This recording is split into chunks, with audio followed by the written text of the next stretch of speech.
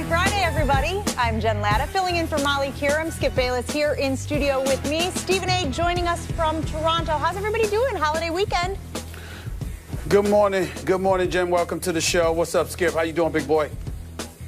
Doing all right, but I got to say, if you had been in studio today, I don't think Molly's missing a day with you in studio. That's just me. That's just me. So I think Jen might be a little more objective about me here in the studio, so maybe I have a little better chance at this show today. Well, only couple of things that I'd like to say is that it's no surprise that the ladies prefer to be with me in studio as opposed to you.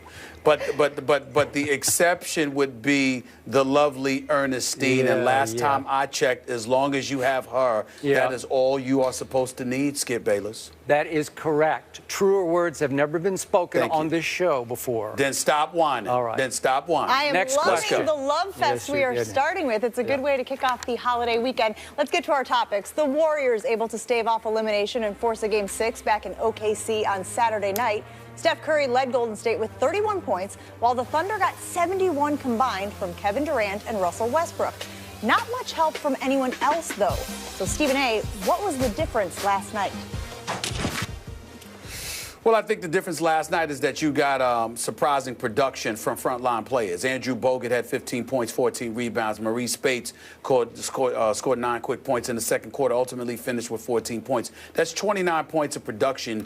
You pretty much did not expect even half that much from your front line. So the fact that the big boys showed up and produced, obviously that went a long way. Steph Curry caught fire at the right time, particularly in the fourth quarter. Give him credit where credit is due. He and Klay Thompson were not that stellar from the field, 9 for 28 for 21 respectively, combining 5 for 17 from three-point range. They could do better. They know they could do better, but ultimately they did what was necessary. You look at a Draymond Green, for example. He wasn't stellar himself offensively, but he did have a double-double. He did grab rebounds. He did block shots. He did make sure that his presence was felt. And the energy that you needed, you got from the individuals that you needed to get it from. So as a result of that, Golden State definitely was able to stave off elimination for at least one game and escape and on their home court with this victory. But I'll remind everybody that Kevin Durant had 40, but it was on 31 shots. That Russell Westbrook was doing his thing, but he was struggling from the field himself.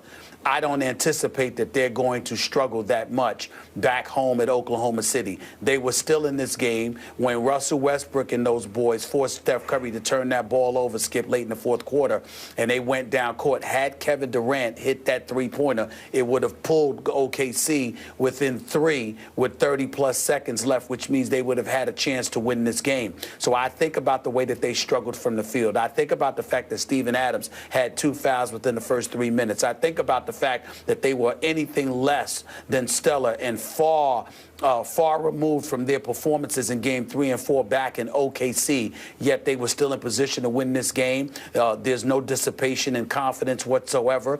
I anticipate that the Oklahoma City Thunder, albeit with the pressure mounting on their shoulders because they need to win Game 6 and avoid a return to the Oracle for Game 7, I just believe that the way they're looking right now, their confidence hasn't waned one bit.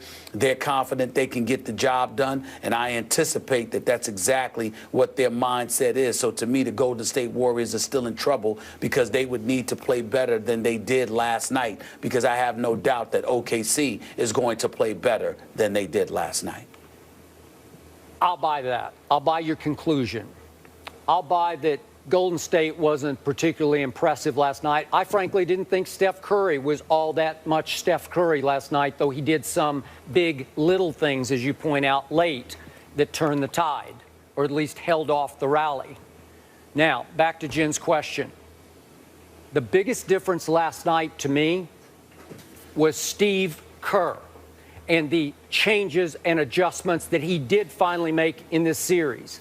And I'm going to say this again. I thought after Games 3 and 4, Steve Kerr took excessive criticism from all quarters. I thought bordered on brutal criticism. And so today, I'm going to give him some credit for what I thought was a seismic shift in strategy in this series. Turned the tables last night, may not turn them in Game 6, but it was significant last night that Steve Kerr abandoned his, as they called it, the death lineup, his small ball lineup that devastated the NBA for all of this season, for most of these playoffs. The small ball death lineup that Billy Donovan has been destroying with his small ball lineup featuring Serge Ibaka at center. Steve Kerr last night fought small with big, with Andrew Bogut, who played 30 minutes of that game and came up huge for Golden State. As you know, game-changing, 14 rebounds, 15 points on 7 of 9 shots from a guy in the past. You've called him, I've used your nickname too, Bogus. He was Bogut last night. He was a difference in the game, but that strategy was the difference in the game. And to me, that coupled with what Steve Kerr did early in the fourth quarter, you want to talk about some gutsy coaching move? How about let's keep Steph and Draymond and Bogut on the bench for the first 4 minutes of the fourth quarter while the backups, the Livingstons, the Barbosas, the Spates, went on a 15-8 run that changed that game and gave Golden State a cushion that it would need. Because you're right, Kevin Durant had a wide-open look that could have cut it to 3 with 30 seconds left, and then who knows what would have happened. I still figure Steph would have done whatever was necessary to save the day. But my point is, if we're going to bash Steve Kerr, let's applaud what he did last night, because it took some guts and it took some savvy, and I thought he coached last night like he was the coach of the year. Your thoughts on that? Well, let me tell you something. I don't disagree with the facts that you've spewed about Steve Kerr and what he did last night, but I take exception to the notion that Steve Kerr has been somehow victimized. The fact of the matter is, I would think that Steve Kerr has received the longest honeymoon of any coach out there. This guy comes in, takes over for Mark Jackson, inherits a relatively finished product as far as I'm concerned. He's got a great owner in Lacob. He's got a great consultant in Jerry West. You know, GM in Myers. The foundation is as perfect as you could possibly imagine it, and he finished the deal and deserved credit for it. His health becomes a challenge. Ultimately, he misses the first 43 games of this year. Luke Walton steps in, guides them to 24-0 for the first 24 games, 39-4 over the first 43 games. Steve Kerr comes back in, coaches the last 39 games, goes 34-5, and somehow, some way is named the coach of the year.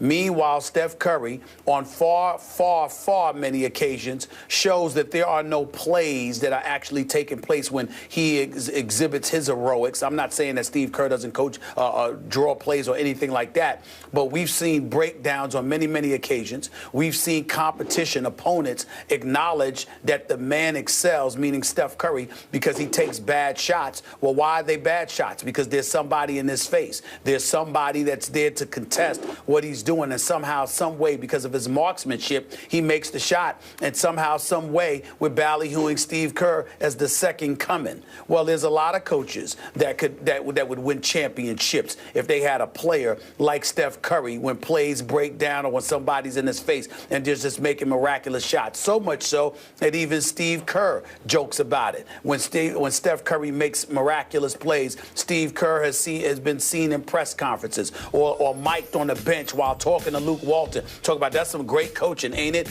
Obviously speaking facetiously and joking. And so when you look at it from that perspective, outside of this series, tell me when anybody has insulted or criticized Steve Kerr. Nobody has bothered this man. I'm tired of folks, you know, like yourself, walking around acting like somehow, some way, this guy has been victimized. He was called out because Billy Donovan was coaching his butt off and Steve Kerr wasn't. He showed up last night and did one hell of a job coaching the Golden State Warriors. But for the most part, he's been given a pass. Nobody has bothered Steve Kerr at all. So I really don't know what you're talking about. I really don't. What I'm talking about is, as I told you 2 days ago, I can't criticize Steve Kerr. I can only applaud Billy Donovan because I couldn't see any glaring weakness in strategy where I say, you got to change that. You got to fix that. So I didn't want to be a hypocrite about it because all of a sudden it looked like Billy Donovan just had the two best players on the floor.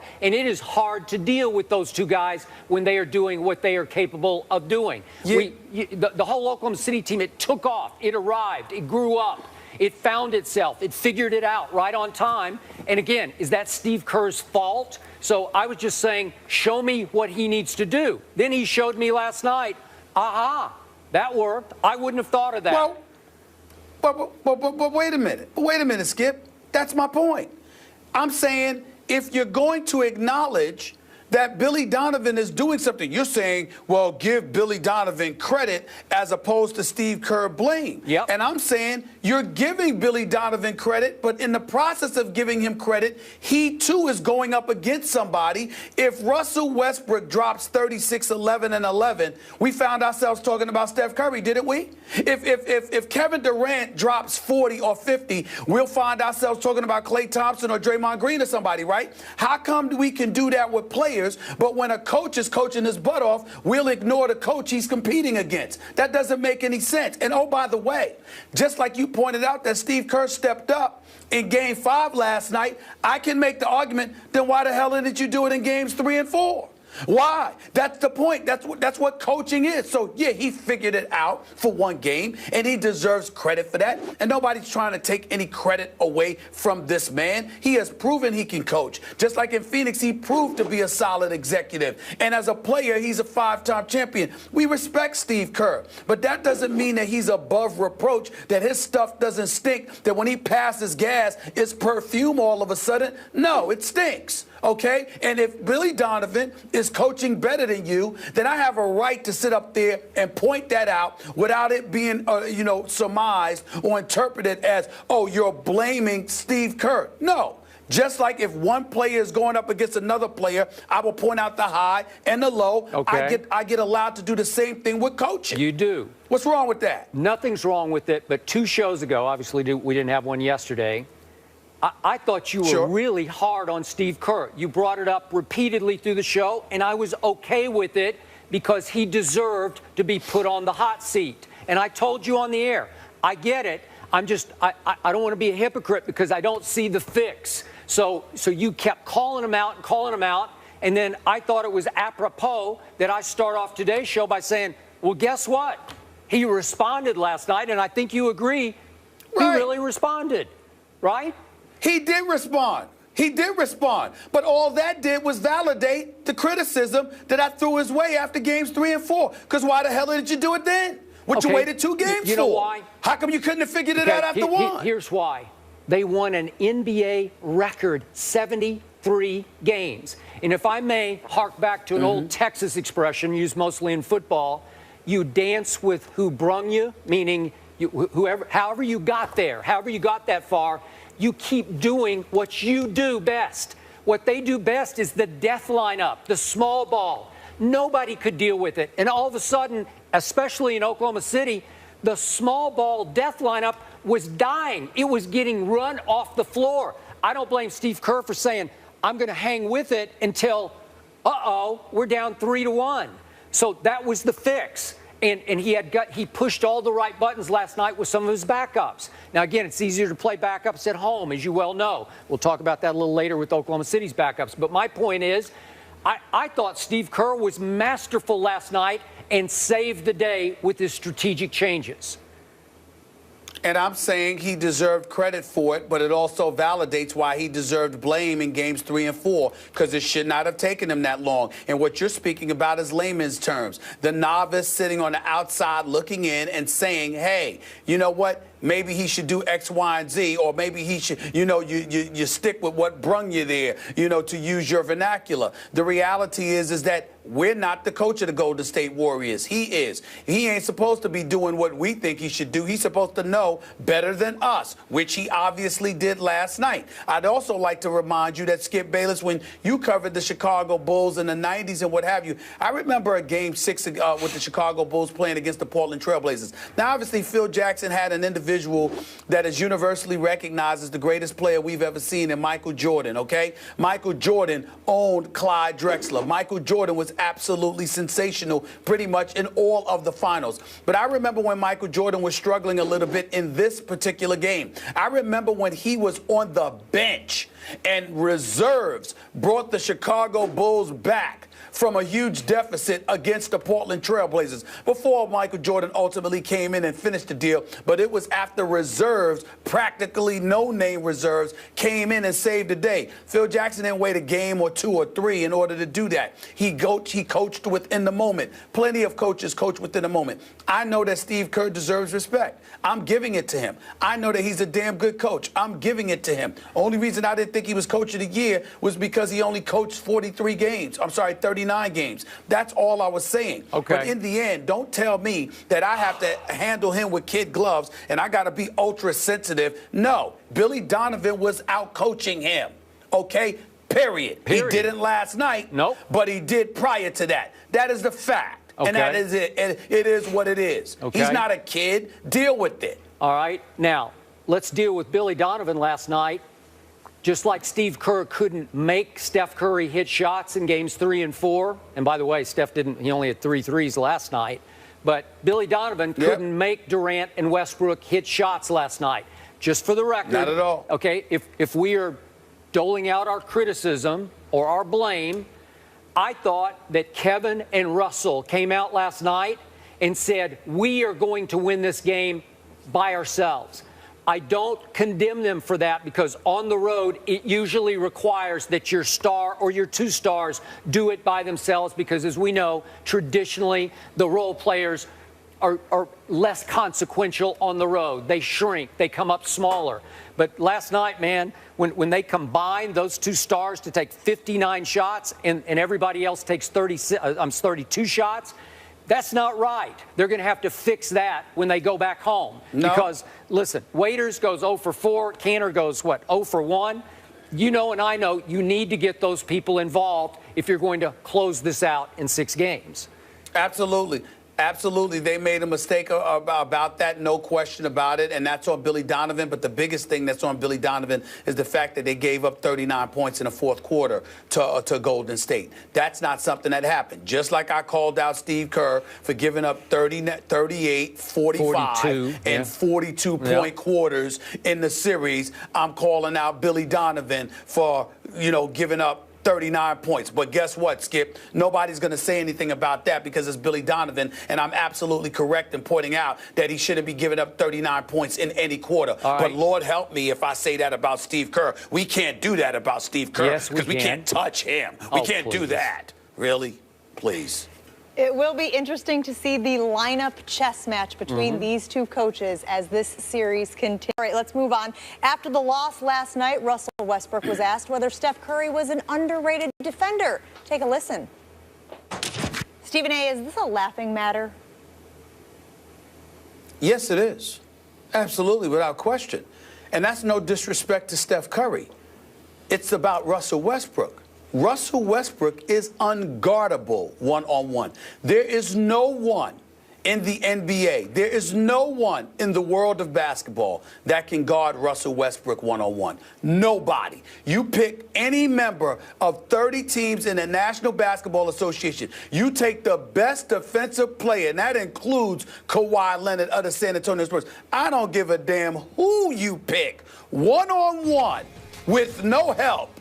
Guarding Russell Westbrook is as futile as it gets. That assassin that he is, please. It's not. It is laughable. And Steph Curry, obviously a good defender, obviously much improved. He's not an elite defender. Big-time steal strip of Kevin Durant last night, late in the game, deserves credit for that. Does have good hands, has moved his feet better, is no scrub defensively. But Steph Curry can't guard Russell Westbrook one-on-one. It's impossible. Just like nobody can guard Steph Curry one-on-one. They certainly can't guard Russell Westbrook one-on-one. So I don't blame Russell Westbrook for laughing. Because you know what? When you are as elite of a talent as Russell Westbrook is, and somebody looks at you and says a particular player can guard you one-on-one, I'd laugh too. Especially if it's Steph Curry, because here's why. All the elite point guards in the game, whether it's Chris Paul or anybody else, would tell you that Steph Curry is usually not the one guarding them. It's usually a Klay Thompson and Andre Iguodala. Steph Curry might have some spots where he finds himself on them, but for the most part, that's never his responsibility. He's usually the one being hidden. Just like in this series, you saw him on Roberson, or you saw him on a Dion Waiters. Steve Kerr was trying to hide him earlier in this series. And sometimes he found himself on Russell Westbrook, and they were salivating. And why was Oklahoma City looking so lethal in games 3 and 4? It was because primarily whoever Steph was guarding, Billy Donovan made sure those individuals touched the basketball. He wanted guys attacking Steph Curry. When you are an elite defender, they don't do that to you. But when you're not, they do it as much as they can. And when you're talking about a Russell Westbrook, who even elite defenders fear the fact that somebody would ask that Steph Curry could guard him one-on-one, all due respect, that's laughable. Okay, time out. That was not the question. The question was about whether Steph is an underrated defender. It wasn't about can Steph shut down Russell. That wasn't where it was going. It was just that Steph is so disruptive with 5 more steals. By the way, Steph Curry led the NBA in steals. To Russell's credit, he was second in overall steals. But that was not the question. And by the way, if I'm just comparing them as solo defenders, I think that was the pot laughing at the kettle, because Russell has at least as many on-the-ball deficiencies as Steph Curry does. In fact, I might take Steph as a nose-to-nose defender on anybody over Russell. They both can roam. They have great vision. They have great instincts. Both have very quick and disruptive hands. But as on-the-ball defenders, I got to tell you, Russell, over the years, has not been great. At times, he has been a liability. So I don't want to hear that. And for you to defend his laughing at the 2-time MVP, the unanimous MVP this year, I'm sorry, that's one guy you better not laugh at, because to laugh at Steph Curry is to challenge Steph Curry, and we know what has happened in the past. If you make this slender little 6'3" guard mad, he will burn you. He will burn you down. And I love it that Russell laughed at the question, or stifled laughter at the question.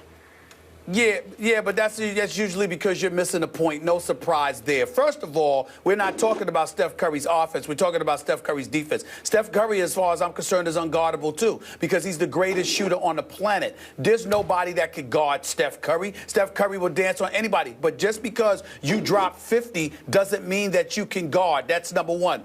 Number two, you are talking on this show to an individual who covered a gentleman by the name of Allen Iverson for the first 10 years of his career. And he was always one of the steals leaders. He was. That didn't mean that he could guard somebody one-on-one. Yep. It meant he took chances and that he anticipated very well, which Steph Curry does. That's point number two. It's a basketball lesson for you. Point number three.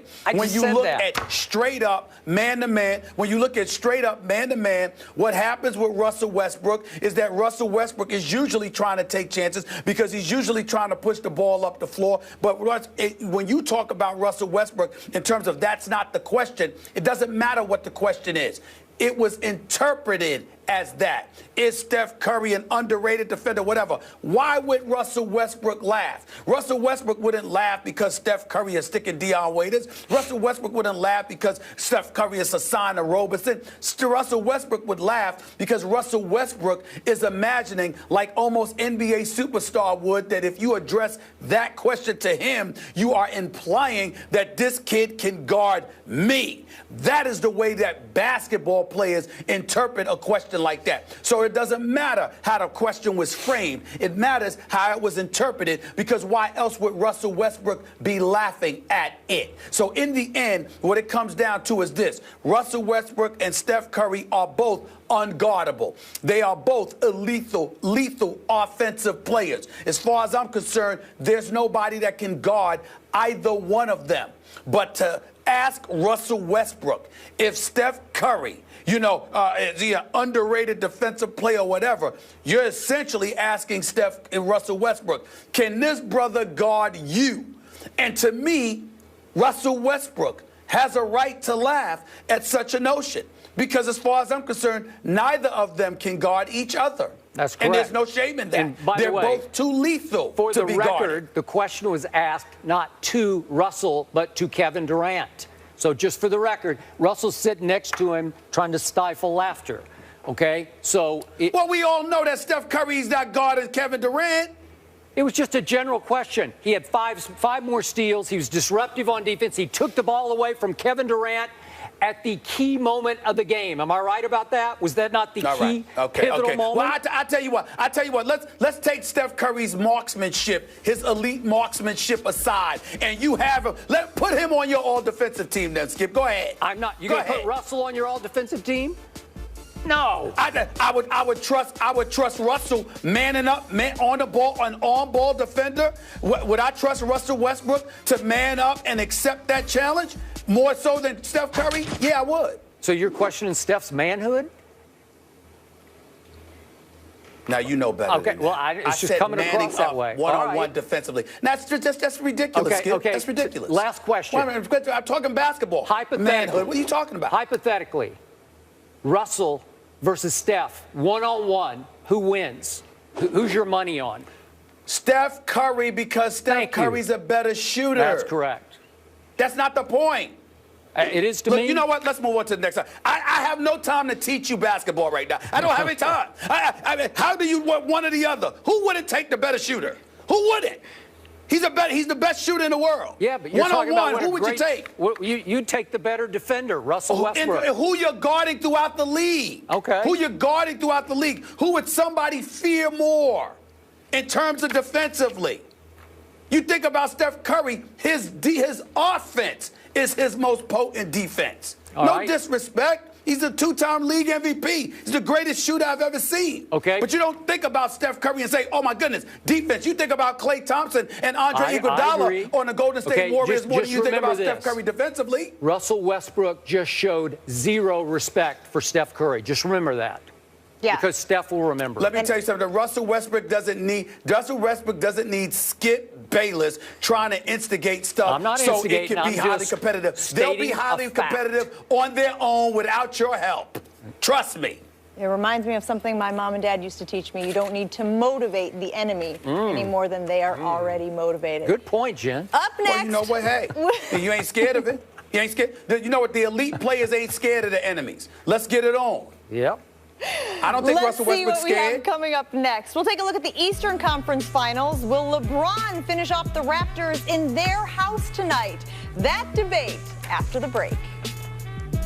Nothing can stop me. I'm all the way up. All the way up. I'm all the way up. Who wins Game 6? Well, it better be the Cavs. I mean, when you're up by 41, you're blowing them out of the building. You make them look like Skip pointed out earlier in the series like a bunch of mannequins, just non-existent, didn't show up, don't even know why they wasted time going through customs to get to the United States. They wasted everybody's time with their performance in Game 5. If you're the Cleveland Cavaliers and you see how Toronto performed just the other night, why can't you come into Toronto and handle your business? If indeed you're a championship caliber team, there's simply no excuse for it. I'm going to repeat this.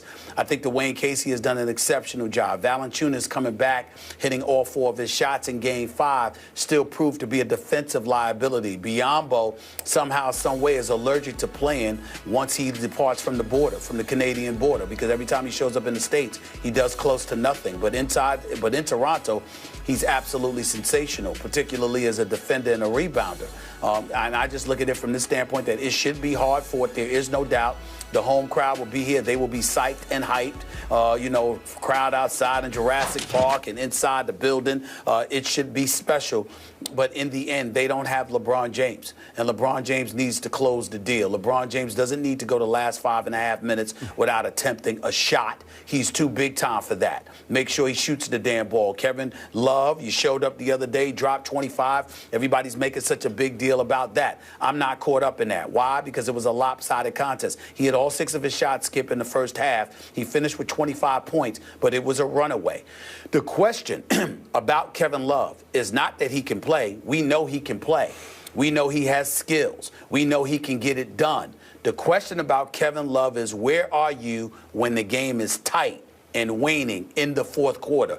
Can we find you, or do we need to put an APB out for you? That is the question about Kevin Love. So to me, I don't care what he did in Game 5 because it was a lopsided contest. I care about what he's capable of doing when the game is tight, when palms are sweaty, and he's got to show up and produce. But in the end, all Toronto has essentially, as far as I'm concerned, is Kyle Lowry, who's miniature, very gifted, a rough rider, but I don't think should be able to hang with Kyrie Irving, or at least they'll negate one another. And then, of course, there's DeMar DeRozan, who doesn't shoot threes. And his mid-range game is elite as it may be. As long as his skill set is that way, we got to respect it. But he shouldn't be able to offset or usurp the greatness of LeBron James. LeBron James not only needs to shoot the ball late, but he needs to guard DeMar DeRozan a hell of a lot earlier, not waiting till a guy has 30-plus points before he picks him up defensively. LeBron needs to take on the challenge of guarding DeMar DeRozan earlier so he can nullify and neutralize him. If he does that, and Kyrie negates Kyle Lowry, then you force a Terrence Ross, a DeMar Carroll, and others to step up and do something they're not accustomed to doing, which is why Cleveland shouldn't even have to deal with a Game 7. They should close the deal tonight, and I anticipate that they will. I cannot tell you how much I agree with every word you just spoke, and then some. To me, speaking of my reference to mannequin defense, what was even more shameful than the mannequin defense that Toronto played in games 1 and 2 at Cleveland was that Cleveland went to Toronto and lost 2 games. I don't get it. I can't fathom it. I can't compute it. I can't explain it. Cleveland is so much better than Toronto. I realize what Jen said, that they lost the 2 regular season games. Now they've lost the 2 postseason games in Toronto. I get that.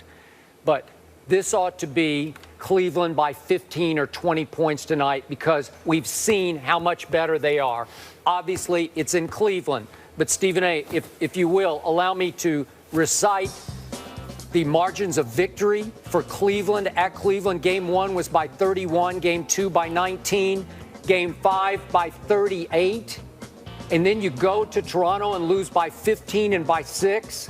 And Kevin Love, for whom I have not all that much love, disappears.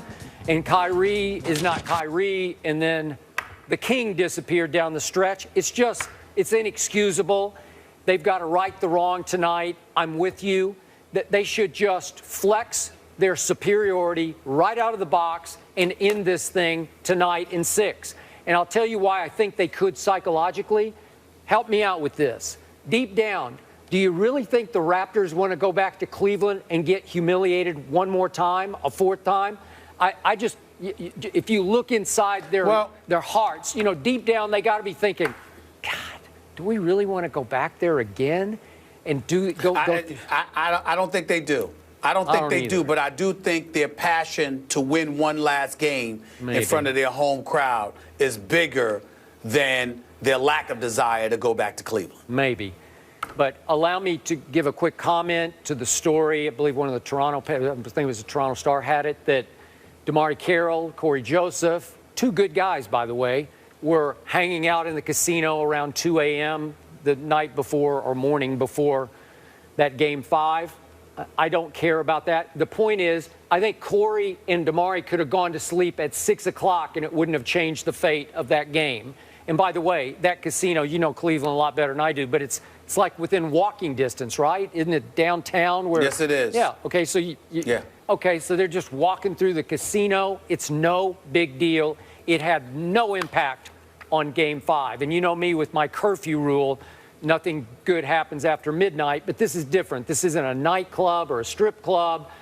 It's just walking through the casino, hanging out, killing time. And both those guys, as you know, probably better than me, but I think they're pretty decent guys from all I've heard. They're pretty decent guys. They don't get in any trouble. No. From my understanding, they weren't inebriated. We're not talking about alcohol. We're not talking about weed. We're not talking about trouble or anything. It's guys that couldn't sleep, so decided to go for a walk through the casino, because you certainly don't need to be walking the streets of Cleveland, I can tell you that. But the bottom line is that it's much ado about nothing, and I don't think that it should be a big deal in anybody's eyes. So what's your gut feeling on the final score? I think that it'll be tight until the middle of the fourth quarter, and then LeBron James and them will step it up. They'll probably pull away, and I can see them winning by 12, something along the lines of 102-90. I'm going to go by 15. It has to end tonight. It's time to be over. Put Toronto out of its Cleveland misery. If it does not end tonight, Cleveland should be ashamed of itself. That's correct. Agreed. Well, for note, the home team has won all 8 meetings between the two teams this season. Cavaliers 0-4, as we've mentioned, in Toronto. Game 6 tonight in Toronto, 8:30 on ESPN. As expected, Baylor fired head coach Art Briles yesterday for his role in the school's sexual assault scandal. But how should the NCAA handle this situation from here on out? That's next on First Take.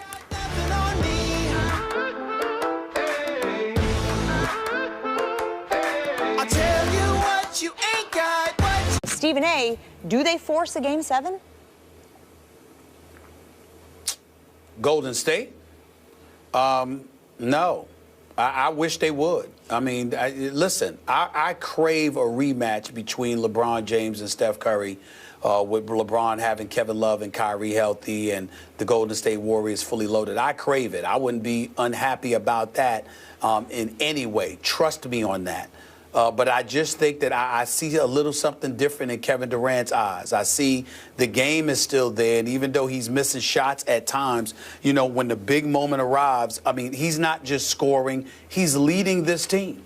And Russell Westbrook is putting everybody on notice that he's one of the top 5 players in the world. He's one of the top 5 talents in the world. This dude is on another level. When you combine that with Billy Donovan and his ability to make adjustments, the size and physicality and their ability to impose their will on the opponents, I just think that OKC is coming together. I can't see them losing Game 6 on their home court Saturday. I'm not rooting against them for any, any reason, any negative reasons whatsoever. I would just love to see Steph Curry and LeBron meet, and so we can validate or invalidate Golden State's title from last year, since LeBron was all by his lonesome with his primary guard being Matthew Dellavedova. But unfortunately, I just think it's one of those situations where Kevin Durant is putting the world on notice that he and his team, they're coming. And I find it hard to believe that OKC is going to lose on their home turf in Game 6. Game 7, I couldn't pick against Golden State. But I don't know if they can get it to a Game 7 based on what I have seen them do throughout this series. Unfortunately, I agree. I would also love to see a Game 7. Then again, if Golden State managed to steal Game 6, I'm not even sure I would pick Golden State to win a Game 7, because that would require 3 straight wins over Kevin Durant and Russell Westbrook. I don't know if the tank would be full enough, or it would just be empty. I would feel like emotionally, where I'm not sure they could get it back up for a Game 7, even at home before that crowd. And by the way, speaking of crowds, as you well know, this Oklahoma City crowd, if it's not the best 6-man in basketball, it's right. It's 1 and 1A with Oracle, and they're going to be out of their minds. They are going to literally raise that roof tomorrow night, which is why in the games I've watched Golden State play now at Oklahoma City this year, 1 in the regular season, 2 in the post, I've seen not enough signs of life from Golden State. I can't make a case, because I can't hang my hat on any one thing where I say, oh, well, they did that. Even the regular season game. Remember that great game on Saturday night on ABC? Oklahoma City was up 12 in the fourth quarter, and that was the old Oklahoma City, the baby Oklahoma City, if you will. They hadn't grown up yet. They had not figured out how to close deals. So it took Steph making the bomb of the year. Remember the 3 from, what was it, like 35 feet or whatever? to force overtime. Yeah. And then remember, Kevin Durant fouled out shortly into overtime, and still Oklahoma City had a 5-point lead in overtime, could not hold it. Steph scored 12 in overtime to win the regular season game. Then in games 3 and 4 in Oklahoma City of this series, it was a mismatch. Golden State overwhelmed, overmatched, overrun. I don't think it's going to translate what that heart of the champion that we saw last night, to quote the great Rudy Tomjanovich. I don't think it's going to be enough back in Oklahoma City. And Stephen A., as you know, last night, Golden State won all the hustle categories for the first time in this series, all the guts and toughness categories. They got to the free throw line 10 more times. They had 13 steals to only 8. They had 7 blocks to only 2. They did all the little things because they wanted the game more. They were more desperate last night, and now I can't see that that's going to travel. And listen, Kevin Durant last night in the fourth quarter was not very good. He was 3 for 10 and 1 for 5 from 3. He owes his team, and I will bet you he will deliver. He's going to be the man in this game, and when he's on against Golden State, he's just unstoppable to me. I know you say Russell's unstoppable too, and I get that, but Kevin Durant is just nuclear. When he gets it going, I would never try to imply that Russell Westbrook's more unstoppable than Kevin Durant. Okay. Now, I know better than that. Okay. And I applaud Kevin Durant for attempting 10 shots in the fourth quarter. Okay, that's fair. But he just wasn't quite on. There are times last night when I agree with you. In fact, I tweeted, Kevin Durant's got that look in his eye, and I thought he's just going to finish them off. And he lost it in the fourth quarter. Not going to lose it in 4 quarters tomorrow night in Oklahoma City, which brings me to Steph Curry. Look, he was magic all year. And I'm not just throwing that around loosely. He was just like literally magic. He would do things we've never seen before. I don't think he's right now. I don't think his shooting elbow is right. I think it's still bothering him from the fall that he took where he had the tennis ball size swelling. And Stephen A., you know his three-point stroke. It's out of rhythm. He doesn't have the easy release from deep that he used to have. He doesn't trust his three-point stroke the way he used to. He made 3 last night that I think he just willed in. But, you know, for Steph, just 3 threes. And if you told me going into last night that Oklahoma City would out three-point shoot Golden State in Oracle 13-9, I'd say there's no way that Golden State's going to win that game with only 9 threes and only 3 from Steph. But he did the little big things down the stretch that saved the night and the day and the series. I don't trust him to go into Oklahoma City and just take the game over. He needs to make 10 or 12 threes for them to pull this off. He just doesn't look capable of that to me right now.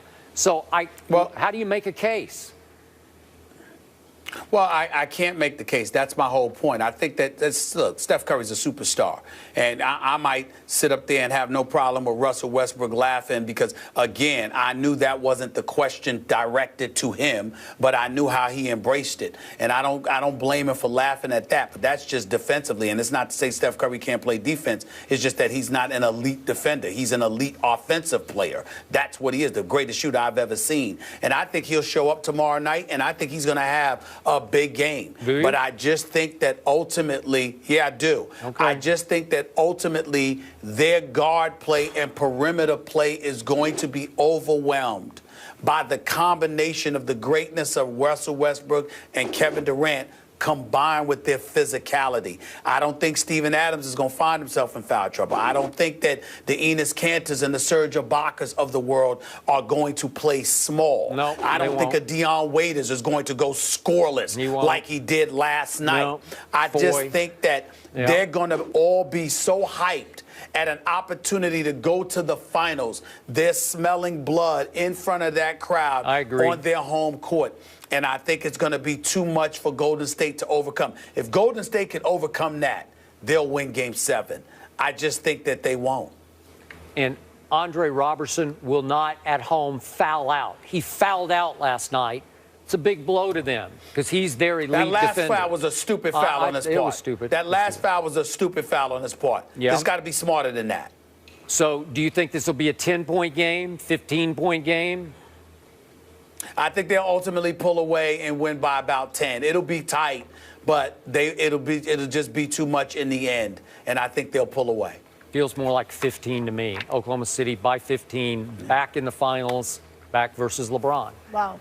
So both of you guys agree Oklahoma City will close this thing out on Saturday night. Interestingly, they opened as a 2-point favorite. Unfortunately, I just think it's going to happen. In Vegas. It is only, if they close as the favorite, it would only be the second time in the last 2 seasons that the Warriors were not considered a favorite in a playoff and by the way, the game. Warriors have been favored every game of this series, which is mind-blowing until now. Correct. All right, let's move on. In the NFL, we know it is the land of second chances. The Ravens are giving Ray Rice one as they bring him on as a player advisor. Is this a good look for the team? We'll discuss that after the break. Are you okay with them bringing Rice back in this role? I have no problem with it whatsoever. I mean, who better to teach about transgressions and moving past adversity than somebody who's had to endure it, obviously. That would be Ray Rice. He suffered. He lost millions of dollars. He's lost his career. He's not even 30 years of age as of yet, and he may never play football again because of how egregious his transactions were. And so being, he's the walking embodiment of a life lesson and the ramifications of an egregious act and how potentially one mistake can ultimately ruin your life.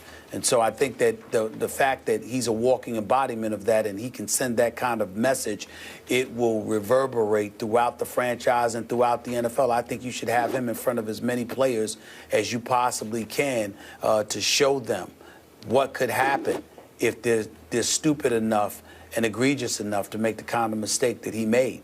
The fact that the Baltimore Ravens did so, however, clearly showing a willingness to give him some kind of a chance in some capacity. I would also like to add, I think Ray Rice is incredibly, incredibly lucky that even a consideration is being given in that regard. Because Steve Bisciotti, the owner for the Baltimore Ravens, quietly and tacitly went about the business of trying to support Ray Rice. And Ray Rice thanked him by essentially diming him out about how, he was insistent on telling the NFL and everybody else he told the truth, and he told them, and it's not true that he didn't tell them exactly what he had done and what had transpired.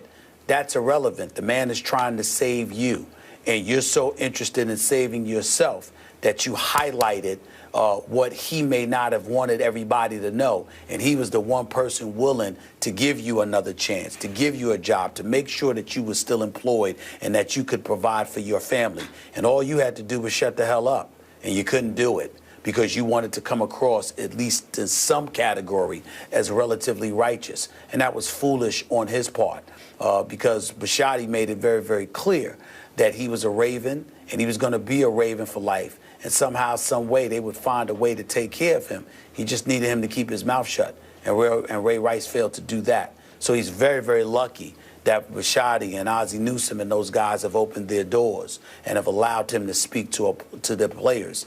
And I hope other teams do it as well because I think Ray Rice does deserve a second chance. I would like to see him get an opportunity to continue to play this game again. But in the event that he doesn't, I don't believe that he should be somebody who is unemployable for the rest of his life. He has paid a heavy, heavy price. And he has conducted himself with the level of contrition that we would like to see the Greg Hardys of the world and others do. Let's give this man credit for that and open the doors to giving him some kind of second chance. Well said. And obviously, Stephen A., in no way, shape, or form are either of us remotely trying to condone what Ray Rice did to his wife in that elevator. Not at all. We're Not at all. Okay. Now, I'm glad you brought up Greg Hardy. Greg Hardy has been my measuring stick, my barometer for the redemption of Ray Rice, because Ray Rice has done everything he can on the flip side of what Greg Hardy hasn't done to redeem himself, to win back some respect and the ability to ease back into the Baltimore organization. Obviously, Ray paid with it. I don't think he's going to play anymore. I could be wrong, but boy, it doesn't seem like it. So I'm pretty sure, paid with his on-the-field career. And I don't think it's right that he should have to pay with his potential off-the-field career with that organization that he clearly loves and that still has affection for him, despite all that's happened. But Greg Hardy, as you well know, he has shown zero contrition, zero remorse. He's taken zero responsibility or blame for what he was certainly accused of doing, to the point that he recently told our Adam Schefter, "I've never laid my hands on a woman." Wow, news to us. So again, when I see way over here to what way over here has done, Ray Rice has done everything he could to redeem himself. I don't know what else he could do, unless I'm missing something here. He has been a model citizen since that incident. He's done it the right way, so I don't think anybody could begrudge him the opportunity to counsel players, to be a liaison to young players, to say, this is what you can't do, what you shouldn't do, and to sort of nurture them, to bring them up the right way in pro football. I would welcome him back to that organization. So would I. So would I. So beyond the idea of him being this advisor, who you both seem to agree he is perfectly suited for because he is essentially taking responsibility, even by doing this, even by speaking to these young players about what has transpired in his life since, do you see him playing again? I know you've touched on it, but is this a step towards him playing again? The problem with Ray Rice not playing again has very little to do with this incident, believe it or not. If Ray Rice had the stature, meaning the potential that Greg Hardy is perceived to have on the football field, Ray Rice would be back in the league this season. I have no doubt in my mind about that. The problem with Ray Rice is the combination of his transgressions combined with the fact that he was average approximately 3 yards per carry. People looked at him and said, he's not that great. And if you're not that great and you bring negative publicity, because no doubt there are going to be people out there that don't want him to get another chance, then the negative publicity is not worth it because his playing ability doesn't measure up to snuff. If Ray Rice was Adrian Peterson, let's say, for example, it wasn't a child abuse scandal that Adrian Peterson found himself in. It was domestic violence. I promise you, Adrian Peterson would be on a roster. I promise you that. If he had done the same thing that Ray Rice did, he would be on a roster because he's universally recognized as one of the top 2 running backs in all of football. It's just that simple. Ray Rice is far from that. That's why he isn't getting the chance, because people don't believe in his ability and that ability is worth the negative publicity that's going to come with it. That's the issue. You're right. He was already in decline as a running back. And they age quickly in this league, as we know. So he's been out now. I'm losing track. Is it 3 years? There's no way. He's done as a football player. Close to 3 years. No. Yep. But if nothing else, perhaps he can redeem his legacy with football fans. Coming up, is Draymond Green overrated? Hall of Famer Oscar Robertson had some choice words about his work ethic. We'll tell you what he said after this. I think you like me like that. The school's response to sexual assault allegations. Stephen A., what should the NCAA do about this situation now? Whatever's necessary. As far as I'm concerned, I'm not satisfied at all. I know a lot of people are looking at the fact that the football coach is not going to be there. Skip, I think you know the individual. He's a broadcaster in Dallas. What is it, Dale Hansen? Am I correct in saying his name, very Skip? Well. WFAA, Channel 8 in Dallas. Yeah, I've met him once. I'm very fond of his work. I applaud him speaking out against Art Briles. It is the right thing to do. We've met Art Briles. He's been a guest on this show. He seemed to be a very nice man, but there was a flagrant dereliction of duty performed by him. As far as I'm concerned, he should be fired. He should be out of his job. It's just that simple. You can't be a football coach and have a bevy of sexual assault allegations and cases. I believe in one case, somebody's getting 20 years for his sexual misconduct, and all of this under the stewardship of this man's football program. It simply can't happen. But I'm not stopping there. To me, Kenneth Starr, that's where my eyes are right now.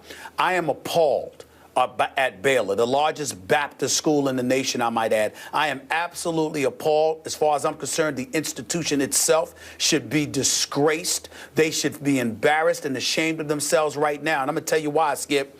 This guy has been demoted, but he's still allowed to be a law professor and a chancellor? Now, this is to say, first of all, it reeks of hypocrisy on the part of Kenneth Starr, because you got to remember here, we're talking about instances where they're accusing the institution of higher learning, that is Baylor University, of a dereliction of duty, not taking heed and paying attention to the complaints being levied against students and football players, dragging their feet, ignoring complaints from parents and others, etc. This is the same Kenneth Starr, if I remember correctly, Skip, who was the independent counsel leading the investigation of Whitewater and the White House scandal involving intern Monica Lewinsky, and which led to the impeachment of President Bill Clinton back in 1998. So you're dogged and dogmatic in your approach to sit up there and bring down a president who, as egregious as it may be, clearly was involved in something consensual. But you want to ignore folks who are saying that individuals associated with your school were raping and sexually assaulting people. Really? That's what you're doing? And somehow, some way, this man gets demoted, but is still allowed to teach students and maintain the title of chancellor? And according to the reports, that's inexcusable. Why is he a salary? Why exactly? And his salary. His salary should be gone. He should be gone. Any relationship with Baylor University, he should be immediately stripped of right now. I'm talking about right now, not 10 minutes from now, not an hour from now, not a day from now. Now he needs to be gone. So if we're talking about Art Briles, the football coach, you got to remember this is institution. This is institution-wide. It is. You got an athletic director that's being suspended and reprimanded, etc. But what they're doing is following, rules and the authority of their leader, which Kenneth Starr was. You take off the head, the body falls. Briles has to go because he just has to go. His name being associated with this, his program being associated with this nonsense, that's a given. But the fact that Kenneth Starr has not been fired and immediately removed from any association with Baylor University is an absolute disgrace. The NCAA should step in, mandate that he is removed from any and all things having to do with the university, having to do with students. A law professor and a chancellor after this nonsense and the hypocrisy with which you went after Bill Clinton, but you're not paying attention to folks that are sexually assaulting students on your campus. This is as egregious as it gets. And this is not the first time Baylor has been associated with something egregious. As far as I'm concerned, as long as Kenneth Starr is there on national television, I would encourage students not to even think about attending Baylor. I'm sorry. And how about the athletic director, Ian McCaw, who is just sort of on probation now? Shouldn't he go also? It's the same. They're all complicit here. I brought him up. I brought him up. It's just that if Kenneth Starr is the man running things, who knows what orders came down the pike? That's all I'm trying to say. Briles doesn't have that because, the football program, they are their own institution. So Briles could have done something about this conceivably. Starr definitely could have been a bit more diligent in his duties. Otherwise, he would not have been demoted. But why even bother allowing him to have a relationship with the university? It's disgraceful. If I'm a parent, I'm a parent. If my daughter wanted to go there, no, you're not going to Baylor. Not going to Baylor. Ain't going there. Okay. Now let me answer Jen's question about what should the NCAA do. This is hard on me because I have a lot of friends who are Baylor alums, and I respect them all, and they love their institution. By the way, may I quickly read the mission statement of the Baptist University that is Baylor? Please do. Yeah, the mission statement. The mission of Baylor University is to educate men and women for worldwide leadership and service by integrating academic excellence and Christian commitment within a caring community. I get chills. Forgive me for laughing. That's funny. That's really funny. Okay. A bunch of hypocrites they sound like right now. This is rampant hypocrisy. And Ian McCaw, the athletic director, was quoted fairly recently in Sports Illustrated as saying, our goal is to glorify God through the athletic department. Ooh, that hurts. Now, back to the penalties. This is the time the NCAA should swoop in and hit Baylor with severe sanctions. Significant loss of scholarships and maybe loss of bowls or postseason for a couple of years. Penn State got hit hard. You and I, if you recall, argued back and forth about this.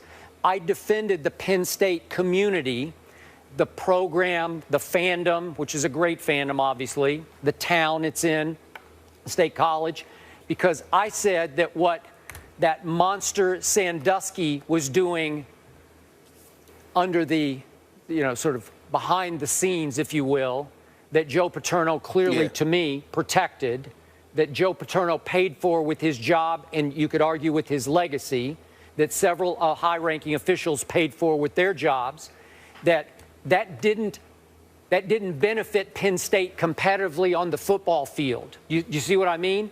But in this case, this culture that Art Briles was able to quietly create, it allowed many players, many good players, to stay eligible after they were getting away with abusing women, sexually abusing women. They stayed afloat. They stayed eligible. I'm going to take it so far as to say, because remember, I covered a lot of Baylor back in my days in Dallas when they were in the Southwest Conference, and Baylor always fought the negative recruiting of all their rivals in the state of Texas and for a while Arkansas, because the rivals would say, hey, why would you want to go to Baylor? It's too conservative. You're not going to have any fun at Baylor. Well, Art Briles changed all that. The message quietly being sent through the current players, to the locker room, to the recruits, could have been, hey, come to Baylor. You can have the run of the campus. You can get away with just about anything here because football players rule. Football became their god at Baylor to a fault. So my point is, if you kept all those players eligible after they didn't just break NCAA rules, they're breaking laws.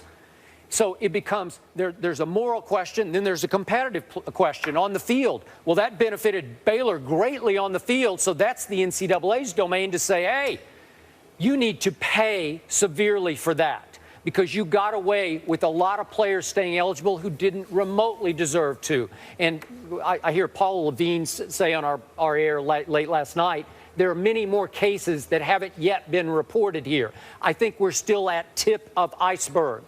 This was a big, bad mess at Baylor. It's interesting because you bring up the bevy of individuals that you know who come from the University of Baylor. Skip, this is no aspersions. This is not casting any aspersions on them. The likelihood is that they've had nothing to do with it. They're proud of the university for a far more positive reason. But what I would tell you to tell them is that that makes it even more incumbent on them to step in and handle business. Yep. I'm not on the board of anything for Winston-Salem State University, my alma mater. But I can assure you right now, I know people, and I'm very well connected to power brokers at my alma mater. Sure. If something like this were going on, let me tell you something right now, and Skip, because you know this, I've pledged, $50,000 a year for the next 5 years, to my alma mater. Let me tell you something right now. If something like this was going on, and they didn't get rid if we had a Kenneth Starr type, okay, and they didn't get rid of him, and they were allowing something like this running rampant, I'd pull every dollar. I wouldn't give them a damn dime. I wouldn't hesitate. I'm telling you that right now. And I would encourage anybody that's associated with the university not to do the same. Kenneth Starr has to go. I'm not saying that I know anything about what the man did directly, but you are the leader of the university. Clearly, they think you did something wrong because essentially they've demoted you. What the hell is a demotion for? Get rid of him. How do you go and be a teacher, a law professor to students? How do you do that when you ignored the law, at least in the eyes of some? How do you remain as chancellor? How do you keep getting dollars from this university when you allowed such an egregious stain to taint this institution? and arguably into perpetuity. We'll never forget it. It's just ugly. The culture is shredded. It's gone. It's an awful culture that nobody should want to be associated with. Yep. Get rid of this man. If you can get rid of Art Briles, you can damn sure get rid of Kenneth Starr, particularly when Kenneth Starr, even more so than Briles, is in a leadership position. And on top of it all, he's more attached to the hypocrisy of it all because of how he went at Bill Clinton, but don't go after kids on his campus assaulting women left and right. Rampant Inexcusable. Hypocrisy. Inexcusable. What phrase did you use to me earlier this week from the Reagan era? Plausible deniability? Plausible I assume deniability? that's what Mr. Starr is trying to fall back on right now, is plausible deniability. I didn't know. Well, then why he get demoted? He was presiding over this whole culture and sordid affair. You're the leader. The buck stops with you. Yep. I'm not saying he did anything directly. I'm saying ultimately he's responsible for the perception that the university receives under his watch. He has failed in his job. He needs to go. Yep. Well, as you well know, bottom line, that football organization, that operation, that program has generated millions of dollars for Baylor University because it has been on the upswing under Art Briles. Now it's going to cost them millions of dollars, maybe in lawsuits, probably in lawsuits. And to your point, a lot of these upstanding citizens and good Christian people who are alums, I think they're going to do what you suggest. I think they're going to start pulling some funds. So this is going to, it's really going to set Baylor back. They certainly have earned Go the out criticism. there and hire a reputable coach. Hire a reputable coach. You get rid of them. Get rid of Kenneth Starr, even more so than Briles. Well, for the record, gentlemen, the Big 12 Conference has said that they do not have the power to implement any sanctions against Baylor. And just a few hours ago, we heard that the university has plans to hire defensive coordinator Phil Bennett into the interim head coach position, probably to limit some of the chaos that the program has certainly brought upon itself. But if you consider the problem to be systematic, you may want to question the decision to bring someone in who has been in that program that has had all of these issues. I agree with that, Jen. I totally agree with that. And keep in mind, there are other coaches that have lost their job. There are other administrators that have lost their job for far less egregious things. I mean, you got issues going on at Missouri. Folks lost their job there because of the perception of certain things. But it didn't involve sexual assault. It didn't involve that. No. If they lost their job for that, how come Kenneth Starr still has a job on that campus? Get rid of that man.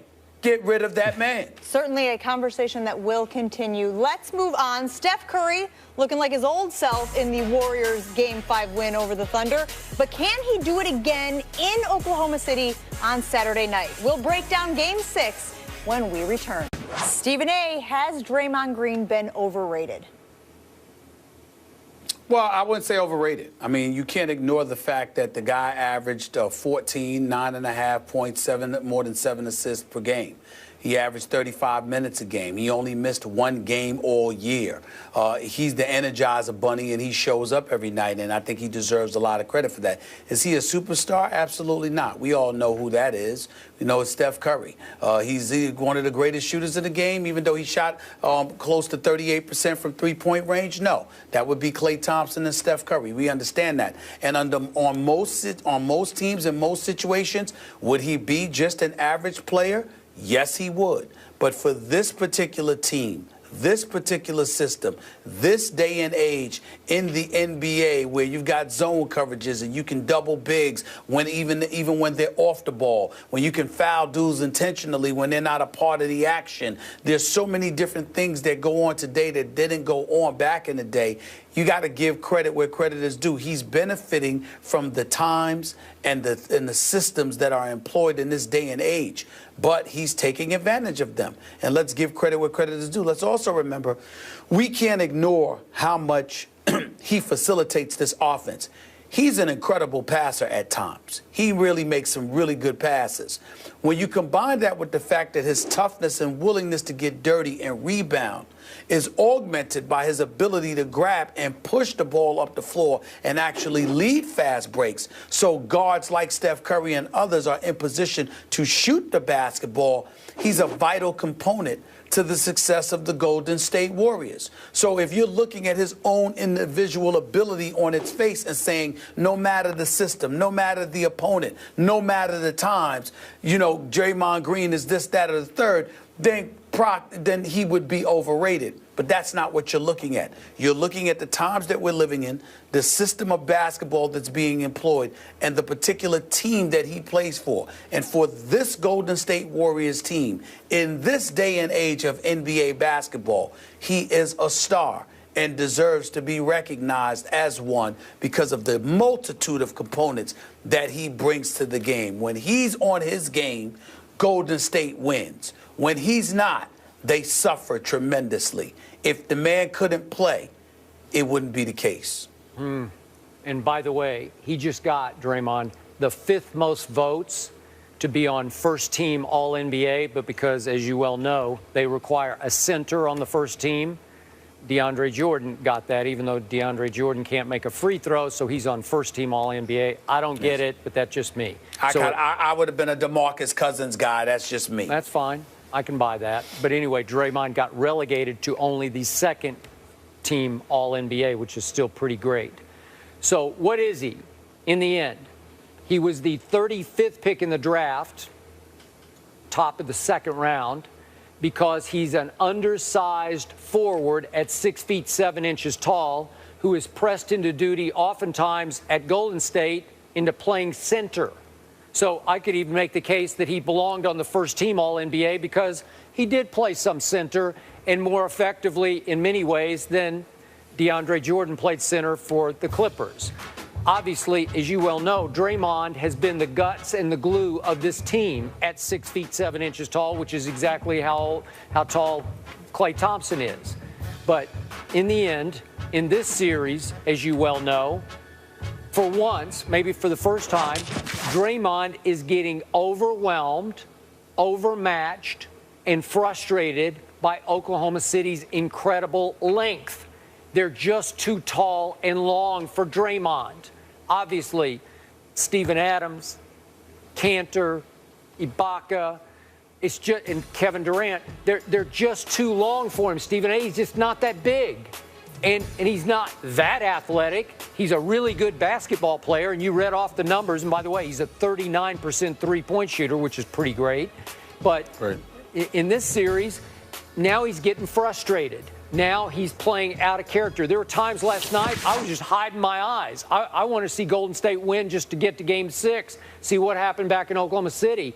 And Draymond was a disaster sometimes last night because he's playing so out of himself. He's playing out of character, out of control, trying to make things happen that he couldn't make happen. So my only issues with him in the bigger picture is, you and I have gone back and forth about this, and to Oscar's point, does he talk too much to opponents and referees? I think to my taste, he does. But he tries. That's how he gets this team going in ways that Steph, who can play pretty nonchalantly, and Klay, who can be pretty unemotional, they're not fire starters. They're not emotional lightning rods. This guy is. So I sort of look the other way at all the talking and the stare downs that he does because he's a driving force of this team. I don't love it, but I respect it because he plays a role this team needs. I agree with that. And like I said, he's the Energizer Bunny, and that cannot be diminished. No. That's my biggest thing. That can't be diminished by any stretch of the imagination, and I think that can't be ignored. Does he offend that's just you where we at are. all? We'll see what happens. Does it offend you that he talks so much? No, it doesn't. No, it doesn't. My attitude is that you don't like it, shut him up. I didn't see him talking a lot against Oklahoma City on the road. Well, because they shut him up. Not much room to talk. Yeah, see what I'm saying? Right. Well, that's my point. Yeah. That's my point. You know, when you are in the heat of competition, I believe in doing whatever works for you. If it works for you, if it works for you and it's legal and legit, Do whatever you can get away with, because in the end, it's working psychologically against the opposition. If they have a problem with it, shut you up. You got to remember, my all-time idol in sports is Muhammad Ali. Yeah. Nobody talked more than him. But if you wanted to do something about it, step in the ring and do it. If not, then deal with it. I believe in that. Yep, I agree. Oscar Robertson certainly has a terrific resume, but I don't know if this will be the last time we have the legends of the NBA criticizing the new school NBA. Sometimes Oscar comes across as a little bit of a grumpy old man, just occasionally. Sometimes a lot of them He takes do. some shots, man. Back in the day, back in my day. He does. Well, let's continue in the NBA. The Rockets have found their man, hiring Mike D'Antoni to be their next head coach. But is this a good hire or not? Stephen A. tells us why he doesn't think so after the break. The Lakers and the Nuggets. Stephen A., is this a good hire for that team? I don't think we can say it is, because Daryl Morey told us that one of the primary focuses that he would have this offseason and looking for a coach was to focus a little bit on defense, because the Houston Rockets were ranked 25th defensively and 30 in points forfeited, if I remember correctly.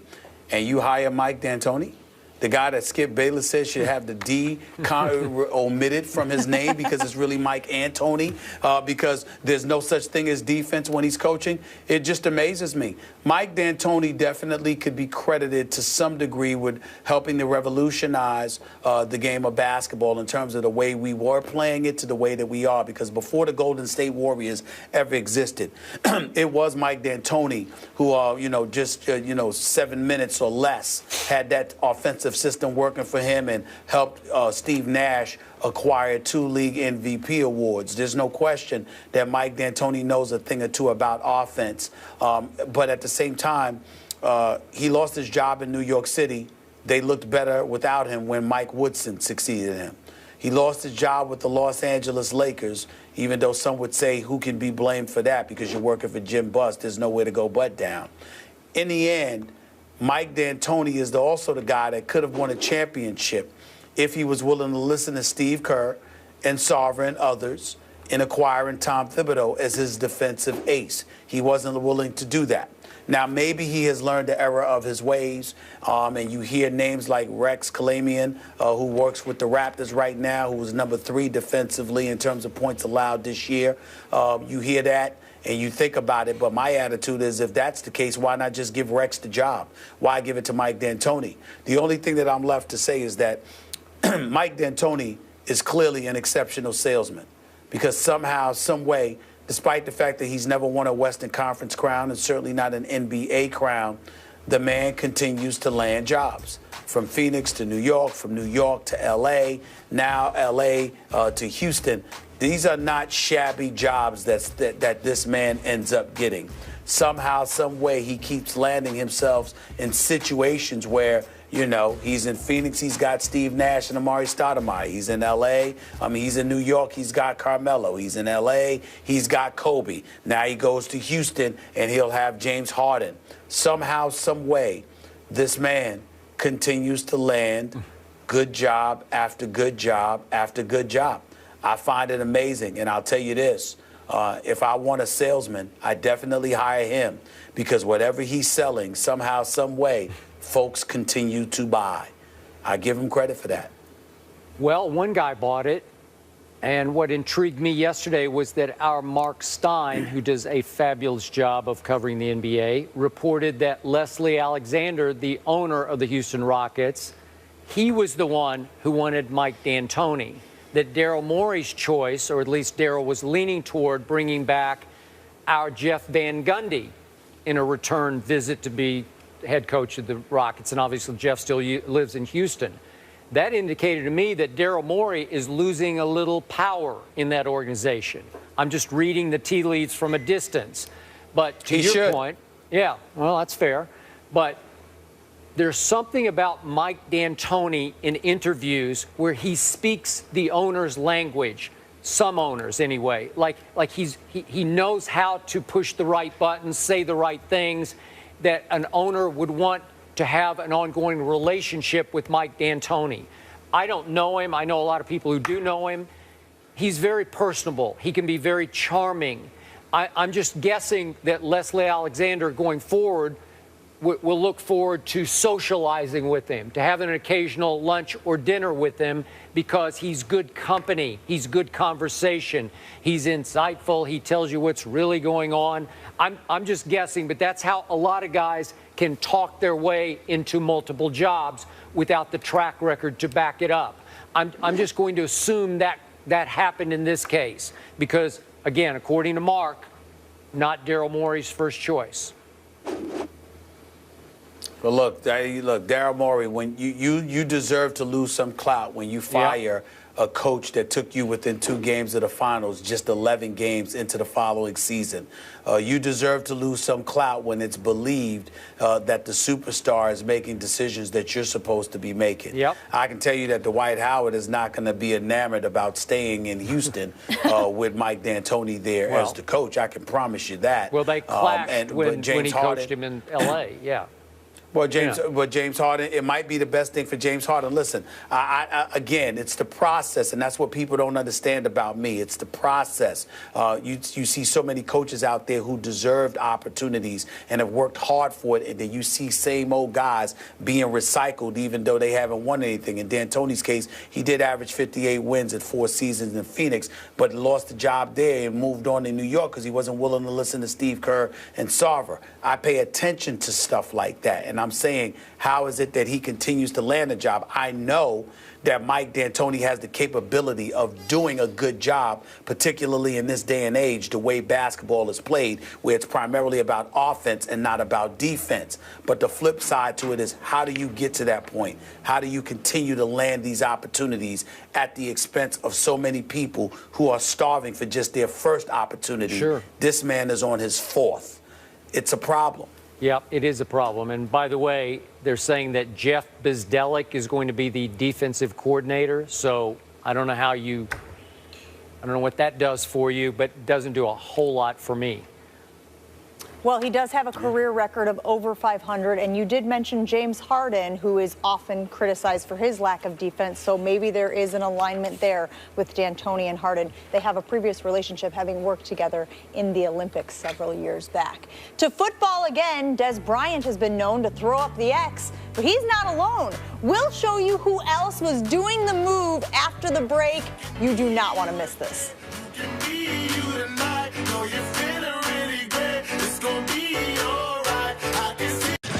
After spelling his last word correctly and tying for the Spelling Bee Championship last night, uGRJ0cANs0o threw up the X in celebration. Des Bryant noticed it, and he had this to say on Twitter: "You just made my whole day, buddy. Congrats on winning the Spelling Bee Champ. Somehow, someway, I have to get you to a game." Now, Nihar is from Texas, but the Houston area. So what does this say, Skip, about the Cowboys being America's team? Stephen A. Smith, this closes the case once again that my Dallas Cowboys remain America's team. We have a kid at the Spelling Bee from Houston, which is anti-Cowboys country. He's throwing up the X. I loved it. I appreciate it. It's just another indication that you are behind the times and out of step because you've lost sight of the fact that my Cowboys still dominate everything. Even the Spelling Bee is dominated by my Dallas Cowboys, who remain the consciousness of America. First of all, I know plenty of people from Houston who are Dallas Cowboy fans because the Texans haven't been much to root for, although I think Bill O'Brien and Rick Smith had them pointed in the right direction. Having said all of that, just because the Cowboys, particularly their fan base, is the most pathetic fan base in the history of America, the fact is that there are players worth rooting for. Emmitt Smith, Troy Aikman, the playmaker, etc. And of course, the one and only Des Bryant. That's my man. I love Des. Just because I don't like the Cowboys doesn't mean I don't love Des Bryant. So I applaud the kid for knowing who to root for on the Cowboys, even though his favorite team might be highly questionable. How about them Cowboys? Thanks for tuning in. Have a happy Memorial Day weekend, guys.